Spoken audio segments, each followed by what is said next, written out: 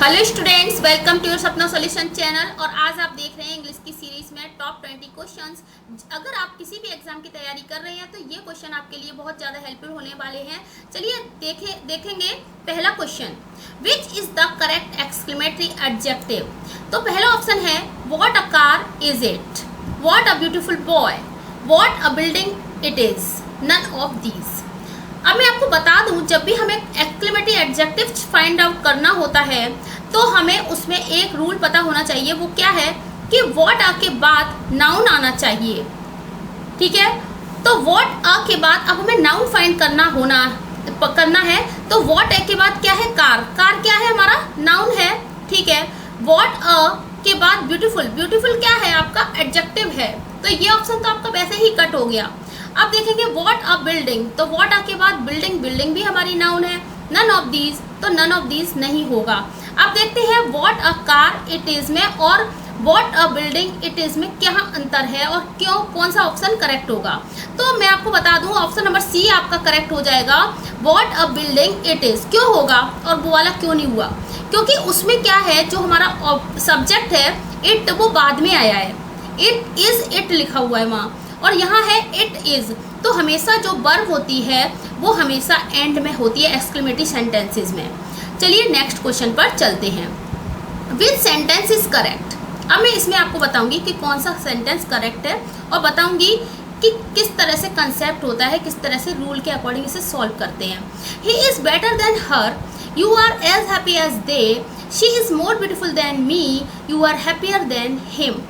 तो मैं आपको बता दूं, जब भी हम किसी व्यक्ति की दूसरे व्यक्ति से तुलना करते हैं तो वहाँ ऑब्जेक्टिव केस नहीं आएगा, वहाँ हम सब्जेक्टिव केस का यूज करते हैं। जैसे हमने देखा फर्स्ट वाले ऑप्शन में, he is better than her, तो हर यहाँ क्या है, ऑब्जेक्टिव केस है। You are as happy as they, तो दे यहाँ कौन है, सब्जेक्टिव केस है। तो she is more beautiful than me, objective case है मी। हिम भी आपका ऑब्जेक्टिव केस है। तो कौन सा ऑप्शन आपका करेक्ट हो जाएगा, बी ऑप्शन आपका करेक्ट यहाँ हो जाएगा।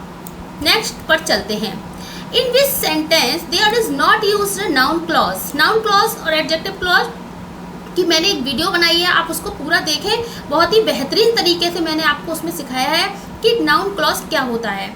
अब देखेंगे पहले ऑप्शन में क्या होता है, he doesn't know who she is, it is sure that he will get good marks. I know the person who was crying. Do you know why he was weeping? तो देखते हैं पहला क्वेश्चन।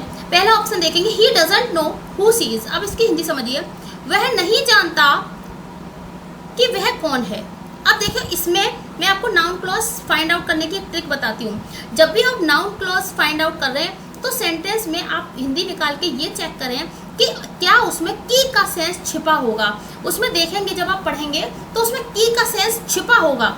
देखिए, अगर मैं पढ़ूं इसको, he doesn't know who she is, वह नहीं जानता कि वह कौन है। अगर मैं इसको इस तरह से बोलूं, वह नहीं जानता वह कौन है, तो भी ठीक है। लेकिन हम अगर उसे देखेंगे तो उसमें की का सेंस छिपा रहेगा सेंटेंस में, उसमें जिसको ये सेंस नहीं आएंगे। It is sure that he will get good marks, यह निश्चित है कि वह अच्छे नंबर लाएगा। I know the person who was crying, मैं उस इंसान को जानता हूँ जो रो रहा है। Do you know why he was weeping, क्या तुम जानते हो कि वह क्यों रो रहा है। अब देखो, पहले वाले ऑप्शन में भी की का सेंस छिपा है, दूसरे में तो दैट का मतलब ही की होता है, और डी ऑप्शन में भी की का सेंस छिपा है। सी वाला ऑप्शन आपका करेक्ट हो जाएगा, क्योंकि ये एडजेक्टिव क्लॉज है और एडजेक्टिव क्लॉज में जो, जिसका, ज आप याद रखिए, ज का सेंस छिपा होता है। I know the person who was crying, मैं उस आदमी को जानता हूँ जो रो रहा है। चलिए नेक्स्ट फोर्थ। अगर आपको वीडियो अच्छी लग रही हो तो please subscribe our channel. Which sentence is correct, इसमें से देखेंगे कौन सा सेंटेंस करेक्ट है। All which glitters is not gold, man is the only animal which laugh, there was nothing which impressed you, is there any problem that disturbed you. तो अब मैं देखूंगी इसमें कि क्या है, कि किस तरह से इस सेंटेंस को फाइंड आउट करेंगे।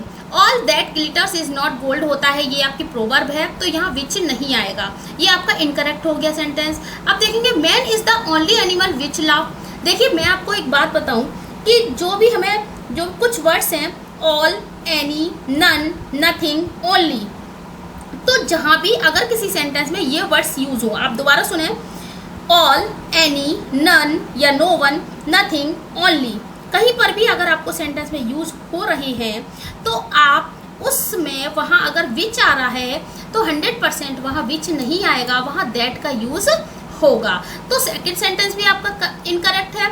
तो देयर वॉज नथिंग विच, यहाँ पे भी इनकरेक्ट है। Is there any problem that disturb you, तो ये आपका करेक्ट हो जाएगा। यहाँ आप ये नहीं देखेंगे कि प्रॉब्लम आपकी लाइफलेस थिंग है तो आपको किसी ने बताया होगा तो विच कर देते हैं, लिविंग थिंग्स के साथ हु हुम का यूज कर देते हैं, तो आपका ऑप्शन नंबर डी आपका करेक्ट यहाँ हो जाएगा।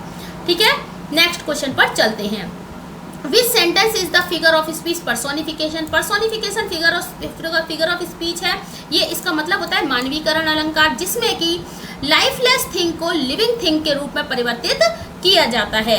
जैसे मैं कहूँ टाइम इज मनी, समय क्या है, समय पैसा है, टाइम इज मनी है मतलब समय ही पैसा है। लव इज ब्लाइंड, प्यार अंधा है। Life is bitter sweet, life जीवन जो है कड़वा और मीठा है। द कैट्स म्यू, बिल्ली म्याऊ म्याऊ करती है। तो देखो जो पहला वाला ऑप्शन है टाइम इज मनी, तो ये मेटाफर है, रूपक अलंकार है यहाँ, क्योंकि टाइम इज लाइक मनी, यहाँ पे लाइक का सेंस छिपा होता है। अगर लाइक लगा होता है तो सिमली हो जाता है, लेकिन जहाँ लाइक का सेंस छिपा होता है, होता बिल्कुल सिमली की तरह ही है, वो मेटाफर हो जाता है, रूपक अलंकार। तो पहला वाला ऑप्शन रूपक अलंकार है, मेटाफर है। लव इज ब्लाइंड, यही आपका ऑप्शन करेक्ट हो जाएगा, क्योंकि यहाँ प्यार को एक अंधा कौन होता है, अंधा इंसान होता है। यहाँ मानवीकरण अलंकार है, क्योंकि यहाँ लिविंग लाइफलेस थिंग को लिविंग थिंग के रूप में यूज किया जा रहा है। और ये वाला जो ऑप्शन है आपका लाइफ इज बिटर स्वीट, इसमें अपोजिट वर्ड्स का यूज किया गया है, तो ये आपका ऑक्सीमोरन हो जाएगा, विरोधाभास अलंकार हो जाएगा। और द कैट्स म्यू, ये आपका अनोमेटिव पोइया हो जाएगा। नेक्स्ट क्वेश्चन पर चलते हैं। Which is proper adjective. Proper adjective के बारे में समझिए, ये क्वेश्चन बहुत ही बेहतरीन है, आप इनको समझिए और वीडियो को लाइक एंड सब्सक्राइब जरूर कीजिए। Which is proper adjective. देखिए नेपाल, नेपाल क्या है, प्रॉपर नाउन है। ग्रीक क्या है, मे बी हो सकता है प्रॉपर नाउन, और इंडिया प्रॉपर नाउन है, श्रीलंका भी प्रॉपर नाउन है। तो देखिए इसका ऑप्शन ग्रीक हो जाएगा। अब आप कहेंगे ग्रीक क्यों हुआ, तो ग्रीक जो है, जैसे कि इंडिया में रहने वाले लोग कौन हैं, इंडियन हैं, ठीक है। तो इंडियन क्या होता है, प्रॉपर एडजेक्टिव होगा, क्योंकि इंडियन के आगे हमें एक नाउन की जरूरत पड़ेगी, इंडियन पीपल, इंडियन पर्सन।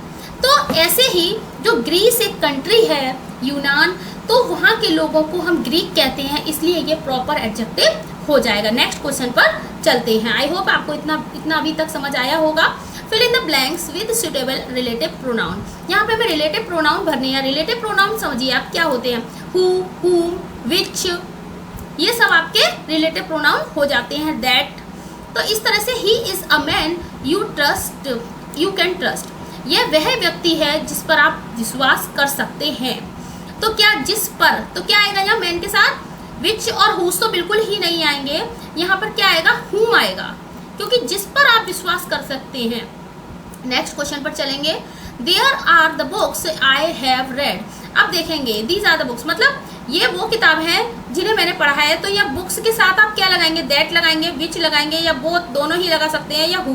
तो देखिए बुक्स वगैरह के साथ कभी भी हु का यूज नहीं होता। आप यहाँ दैट का भी यूज कर सकते हैं एंड यहाँ विच का भी यूज कर सकते हैं। बट मैंने अभी ऊपर वाले एक क्वेश्चन में बताया था आपको कि अगर एनी आ रहा है, नो वन आ रहा है, तो वहाँ अगर इस तरह का अगर कुछ लगा हुआ है तो वहाँ पे 100% दैट का ही यूज होगा। चलिए नेक्स्ट क्वेश्चन पर चलते हैं। Question number 9, find out the error part of the following sentence. This is the only one of his comments be that deserve our attention. तो देखिए दिस इज, यह वह व्यक्ति है, the only one of his comments, तो ये only one of his comment, only one of this comments, यहाँ पे भी कोई गलती नजर नहीं आ रही कि वन ऑफ के साथ हमेशा प्लूरल नाउन आता है, तो वहाँ पे वो भी है। दैट भी आ रहा है क्योंकि ओनली सेंटेंस में यूज हुआ है, तो विच की जगह दैट भी ऑलरेडी लगा हुआ है। तो ऑप्शन, मुझे लगता है ऑप्शन नंबर डी आपका करेक्ट हो जाएगा, क्योंकि यहाँ डिजर्व्स होना चाहिए था। जो वर्ब होती है वो हमारी सिंगुलर होती है हमेशा, दैट डिजर्व्स, क्योंकि द ओनली अगर लगा हुआ है तो वर्ब हमेशा डिजर्व्स आएगी, मतलब सिंगुलर वर्ब आएगी। सिंगुलर वर्ब का मतलब होता है जैसे सिंगल एक व्यक्ति के साथ उसका यूज होगा, क्योंकि यहाँ ओनली और वन का यूज हो रहा है। वन ऑफ हिज कमेंट्स मतलब उसके कमेंट्स में से एक या एक की बात हो रही है, इसलिए यहाँ डिजर्व्स आएगा। नेक्स्ट क्वेश्चन पर चलते हैं। वॉट, फिर is there, which, I don't know. What is there, which I, अच्छा अब देखिए ये वही सेंटेंस आया, यहाँ वॉट से शुरुआत हो रही है और यहाँ पे आपने देखा कि इज देयर तो ठीक है, वॉट इज देयर ठीक है, विच आई डोंट नो जिसे मैं नहीं जानता, यहाँ पे देखिए ऑप्शन नंबर सी आपका करेक्ट हो जाएगा, क्योंकि वॉट के साथ जब भी आपका कोई भी सेंटेंस वॉट इस तरह से WH वर्ड से स्टार्ट होता है, तो WH वर्ड्स कौन से होते हैं, जैसे वॉट, वाई, हाउ, वेयर, ये सभी हो जाते हैं। हाउ भी होता है आपका, एक स्टूडेंट ने मुझसे पूछा था कि हाउ क्यों होता है, WH तो उसमें आता नहीं, पर ऐसा नहीं होता। हाउ भी आप क्वेश्चन पूछने के लिए ही यूज करते हैं, इसलिए उसको WH वर्ड में ही रखा गया है। तो वॉट के साथ अगर आया है तो वहाँ पे विच का यूज नहीं होगा, वहाँ दैट का ही यूज होगा। तो option number C will be correct. Next question पर चलते हैं। In which sentence there is not use demonstrative adjective. देखिए डिमॉन्स्ट्रेटिव एडजेक्टिव की पहचान की ट्रिक होती है। डिमॉन्स्ट्रेटिव एडजेक्टिव जब भी आपको फाइंड करना होता है तो देखिए डिमॉन्स्ट्रेटिव प्रोनाउन भी होता है, दिस दैट दीज दोस, 4 ही होते हैं। डिमॉन्स्ट्रेटिव एडजेक्टिव भी होते हैं, दिस दैट दीज दोस। अब देखिए पहचान कैसे करेंगे, डिमॉन्स्ट्रेटिव एडजेक्टिव है तो कैसे पहचानेंगे। Demonstrative adjective this that these those, यानी कि इन 4 शब्दों के बाद हमेशा नाउन का यूज होना चाहिए, तो वहाँ पे हम आसानी से पहचान लेंगे कि वो डिमॉन्स्ट्रेटिव एडजेक्टिव है। लेकिन जहाँ पर डिमॉन्स्ट्रेटिव दिस दैट दीज दोस के बाद वर्ब आ रही है, ठीक है, तो वहाँ पर डिमॉन्स्ट्रेटिव प्रोनाउन होगा। तो आप देखिए दिस बुक आपका नाउन है, पेन आपका नाउन है और बॉयज भी आपका नाउन है। तो आपका जो करेक्ट सेंटेंस हो जाएगा नॉट मतलब डिमॉन्स्ट्रेटिव एडजेक्टिव। कौन सा डिमॉन्स्ट्रेटिव एडजेक्टिव नहीं है, तो आपका ऑप्शन नंबर डी हो जाएगा, क्योंकि यहाँ दोस के बाद आर का यूज होता है जो कि वर्ब है। चलिए नेक्स्ट क्वेश्चन पर चलते हैं। What is the comparative degree of evil. Evil क्या होता है, बुराई। ईविल बुरा, जैसे कि बैड होता है वैसे ही ईविल भी होता है। तो बैड तो पॉजिटिव डिग्री में आ गया, वर्स आपका क्या है, ये आपका कंपैरेटिव डिग्री हो जाएगा कि ईविल का जो कंपैरेटिव डिग्री होती है वो वर्स होती है, सुपरलेटिव डिग्री होती है वो वर्स्ट होती है। तो बैड आपका पॉजिटिव डिग्री है, ये नहीं होगा। एल भी आपका पॉजिटिव डिग्री है और वर्स्ट आपका जो है वो सुपरलेटिव डिग्री है, और हमें यहाँ सुपरलेटिव डिग्री नहीं पूछी गई है, हमसे पूछी गई है यहाँ कंपैरेटिव डिग्री। अगर आप चाहेंगे कमेंट सेक्शन में मुझे बताइए कि तो मैं आपको डिग्री का एक पार्ट जरूर करा दूं कि किस तरह से डिग्रीज के सेंटेंसेस चेंज किए जाते हैं और कैसे हमें करने हैं। चलिए नेक्स्ट क्वेश्चन पर चलते हैं। Which word is an abstract noun. देखिए एब्स्ट्रैक्ट नाउन फाइंड करने की मैंने और भी वीडियोस बनाई है, आप उनको देखिए। उसमें मैंने बताया कि एब्स्ट्रैक्ट नाउन को कैसे अच्छे से समझते हैं, कैसे पता करते हैं कि वो एब्स्ट्रैक्ट नाउन है। सीजनल यानी कि इसका मतलब मौसमी, ठीक है। साइलेंट शांत, यूथ जवानी, यूथफुल जवानी का। अब देखिए यहाँ पर पहचानने की ट्रिक। एब्स्ट्रैक्ट नाउन क्या होते हैं, भाववाचक संज्ञा। भाववाचक संज्ञा का मतलब होता है जो हमारे अंदर फीलिंग्स हैं या जो हमारी कंडीशंस हैं वो सभी एब्स्ट्रैक्ट नाउन्स होते हैं। जैसे बुढ़ापा, ये भी एब्स्ट्रैक्ट नाउन है, क्योंकि बुढ़ापा कोई फीलिंग नहीं है लेकिन एक कंडीशन है, व्यक्ति की एक दशा है, तो वो भी एब्स्ट्रैक्ट नाउन है। तो ऐसे ही यूथ जो है वो हमारा एब्स्ट्रैक्ट नाउन हो जाएगा। सीजनल, साइलेंट और यूथफुल तीनों ही हमारे एडजेक्टिव्स हैं। चलिए नेक्स्ट क्वेश्चन पर चलते हैं। Degrees are the part of which parts of speech. अच्छा, आप ये जो पढ़ते हैं positive degree, comparative degree, superlative degree, कभी आपने गौर किया है कि ये तीनों डिग्रीज कौन से पार्ट्स ऑफ स्पीच का पार्ट है। पार्ट्स ऑफ स्पीच कितने होते हैं, 8 होते हैं। Noun, pronoun, adjective, verb, adverb, preposition, conjunction, ये सभी होते हैं। इंटरजेक्शन 8 होते हैं। तो इसमें से किसका ये पार्ट है, ये एडजेक्टिव का पार्ट है, ठीक है। तो ऑप्शन नंबर सी आपका करेक्ट हो जाएगा। नेक्स्ट क्वेश्चन पर चलते हैं। विच इज द इनकरेक्ट फॉर्मेट। इसमें से ये देखिए कि कौन सा गलत है। फॉर 5 डेज, ठीक है, 4 दिनों तक। फॉर 2 आवर्स, 2 घंटे तक। फॉर ऑल डे, पूरे दिन। सिंस 1880। कंफ्यूज हो गए होंगे आप, क्योंकि यहाँ पे आपको कुछ भी गलती समझ ही नहीं आ रही होगी। पर मैं आपको बताऊं, जो 5 डेज हैं ये इनको भी आप ये नहीं बता सकते। जब सेंटेंस में हम यूज़ करते हैं ना, he has been doing his work for 5 days, तो इसमें जो हम यूज़ करते हैं फॉर का यूज़, तो हमने हमेशा ये पढ़ा होगा कि अनिश्चित टाइम के लिए फॉर का यूज़ करते हैं और निश्चित टाइम के लिए सिंस का यूज़ करते हैं, तो ठीक है। लेकिन फॉर ऑल डे जो लगा है ये गलत है, क्योंकि ऑल डे के साथ कभी ना तो फॉर का यूज़ होता है ना ही कभी सिंस का यूज़ होता है। कई सारे एग्जाम में ये वाला सेंटेंस पूछा गया है। नेक्स्ट क्वेश्चन पर चलते हैं। In the following sentence which is the direct object. मैंने डायरेक्ट ऑब्जेक्ट और इनडायरेक्ट ऑब्जेक्ट की भी एक वीडियो बनाई है, आप उसको जाकर जरूर देखें। She taught me English. देखिए डायरेक्ट ऑब्जेक्ट क्या होता है। डायरेक्ट ऑब्जेक्ट ऐसे ऑब्जेक्ट्स होते हैं जो लाइफ लेस होते हैं, लाइफ लेस होते हैं, लिविंग नहीं होते। जैसे मी, मैंने यहाँ पे देखिए शी ऑप्शन में लिया है, मैंने टॉट लिया है, मी और इंग्लिश। तो देखिए शी तो मैंने कंफ्यूज करने के लिए यहाँ डाला हुआ है, तो शी तो सब्जेक्ट है, ये तो ऑब्जेक्ट है ही नहीं। टॉट आपकी वर्ब है, ये तो ऑब्जेक्ट है ही नहीं। मी और इंग्लिश आपके यहाँ इस सेंटेंस में दो ऑब्जेक्ट हैं। तो मी और इंग्लिश, अब आपको छांटना है कि मी कौन सा ऑब्जेक्ट है। तो मी जो है वो आपका इनडायरेक्ट ऑब्जेक्ट है और इंग्लिश आपका डायरेक्ट ऑब्जेक्ट है। ठीक है, ऑप्शन नंबर डी आपका करेक्ट हो जाएगा। इसको, इस वाले वीडियो को मैंने बहुत ही बेहतरीन तरीके से समझाया है, आप उसको पूरा डिटेल में देखें। ऑप्शन नंबर डी आपका करेक्ट हो जाएगा। She is as beautiful as I. तो जो एज लगा हुआ है इस सेंटेंस में दोनों जगह, चाहे पहले वाला चाहे बाद वाला, दोनों ही आप माने तो दोनों ये कौन से पार्ट्स ऑफ स्पीच हैं? प्रीपोजिशन का है, एडजेक्टिव का है, एडवर्ब है या कंजक्शन है? तो मैं आपको बताऊं, जो एज होता है वो हमेशा एडवर्ब होता है, क्योंकि इसमें रूप देना होता है। ब्यूटीफुल, वह उतना सुंदर है, वह उतनी सुंदर है जितना कि मैं। तो मेरे से उसका कंपैरिजन हो रहा है। यहाँ एज का यूज़ बाय द वे आप किसी भी सेंटेंस में अगर करेंगे तो वो एडवर्ब ही होता है। तो ऑप्शन नंबर सी आपका करेक्ट हो जाएगा। नेक्स्ट क्वेश्चन पर चलते हैं। राधिका यस्टरडे। अब देखिए Radhika red yesterday, Radhika reads yesterday, Radhika will read, Radhika will be reading. देखिए यहाँ यस्टरडे लगा हुआ है तो ये पास्ट का ही सेंटेंस होगा। तो पास्ट में हम रीड्स तो नहीं लगा सकते, क्योंकि प्रेजेंट इंडेफिनिट में हम रीड्स का यूज़ करेंगे, ऐसे यस का। विल का और विल बी का यूज़ हम future indefinite and future continuous में यूज़ करते हैं। तो यहाँ ऑप्शन नंबर ए आपका करेक्ट हो जाएगा, रेड। यहाँ रीड नहीं पढ़ेंगे, यहाँ इसको रेड पढ़ेंगे, because it is used as a second form. So आप चैनल को सब्सक्राइब कीजिए। आपको ये वीडियो अच्छी लगी हो तो ज़्यादा से ज़्यादा लाइक ज़रूर कीजिए।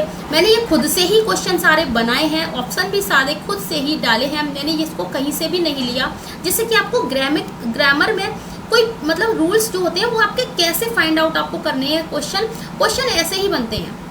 ठीक है, थैंक यू।